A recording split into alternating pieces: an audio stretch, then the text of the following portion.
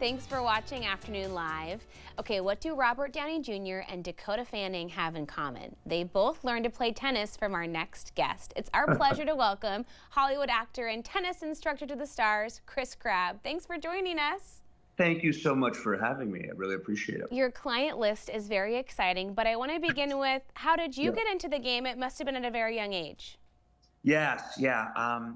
I started, I think it was about 4 years old when I started, and I had an older brother who also played, and my dad kind of started late in life. Oh my God.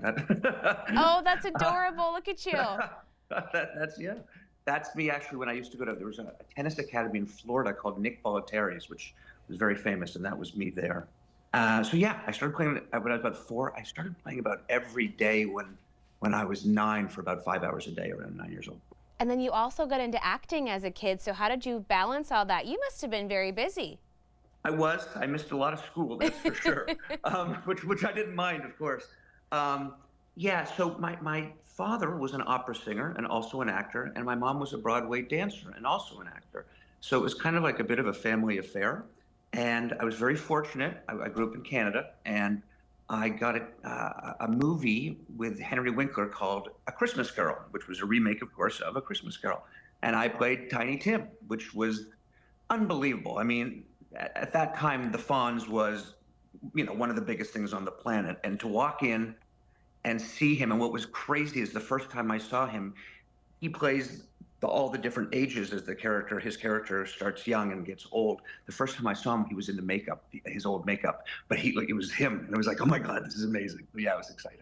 That is so wonderful. So kind of having that family background and then your own experience on sets, it must help you kind of communicate with people who come to you from the industry now learning to pick up this sport.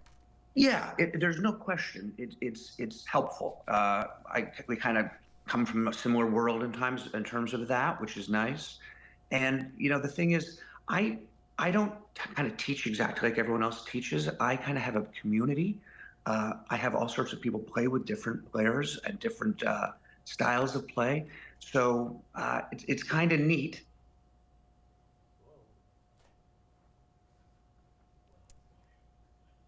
I think we just lost your audio, Chris. Did we get muted momentarily?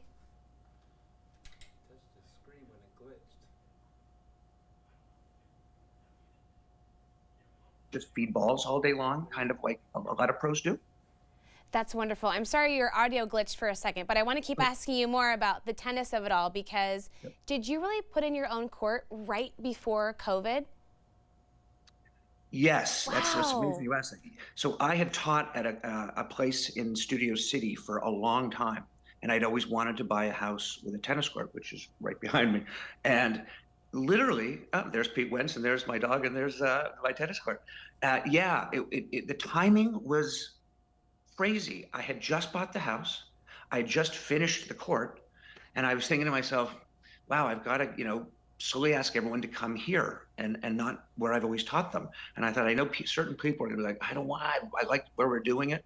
And COVID happened, and, no one likes to say anything good happened from COVID, but I think it's always important in life to try to take good out of bad things that happen.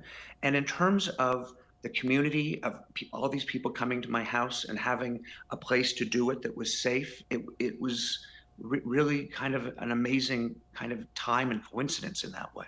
It was a perfectly socially distant activity that helped a lot of people stay active and fit in that time that was really tough. Did you find even new clientele in that time? I saw a photo of you and Hilary Duff. That must have been so fun working with her. She's amazing. It's really interesting working with actors. They pick it up really well. First of all, they're all used to being directed. It's not weird to them. You might think, oh, they're a big movie star and they don't want to be told what to do. They're very used to being told what to do, and they're all.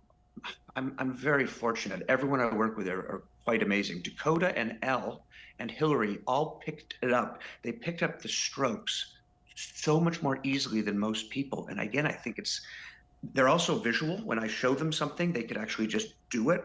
So it's really fun working with all three of them. They're all amazing. That's so cool. And then you also have experience being an actual tennis pro on a set, like for the Charlie Chaplin film. That must have been an incredible experience. Yeah, it was incredible.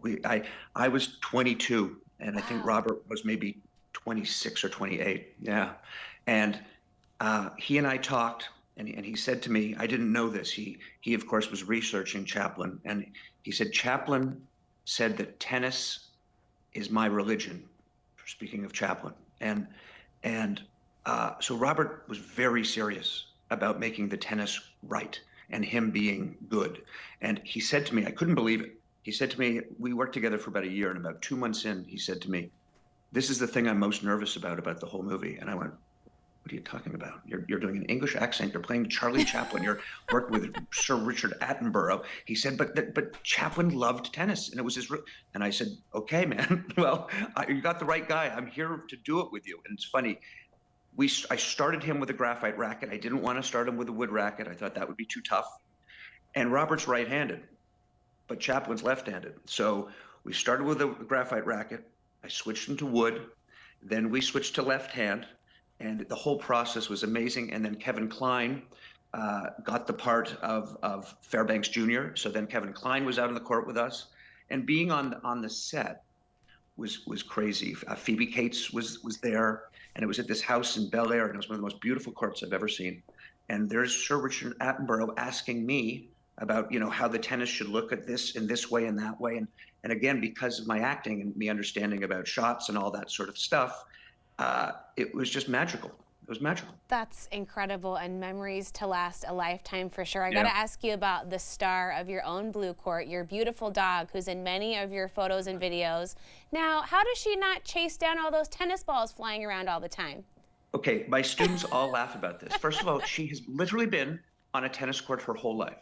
The very first time I took her on a court, I can remember it like it was yesterday, and she made one little peep. She went, "Oh, wasn't sure I was," and I went, because that's how I've taught her to be, not to be good. And she never made another peep. And she's almost like a therapy dog. So when people come, everyone wants to see her and pet her, and she relaxes the players. And she literally, it's hilarious. If she's sitting on the side and a tennis ball hits her in the head, she does not move. She doesn't move. The only thing that gets her is if the tennis ball hits something else. If it hits the umbrella, she's like, "What was that?" But she's like immune to tennis balls. That's it's hilarious. amazing. You two were made for each other. I love that so much. Hey, thank you for spending some time with us today. It was so fun chatting with you. Oh, my abs. Thank you so much for taking the time to talk with me. I super appreciate it. Of course. All right, we'll have more information on our website at katu.com. We'll be right back with more Afternoon Live right after this.